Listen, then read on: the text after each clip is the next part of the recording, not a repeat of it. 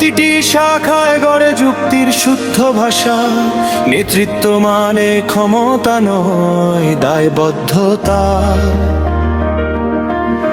জ্ঞান মানে মানবিক ও নৈতিক দৃঢ়তা।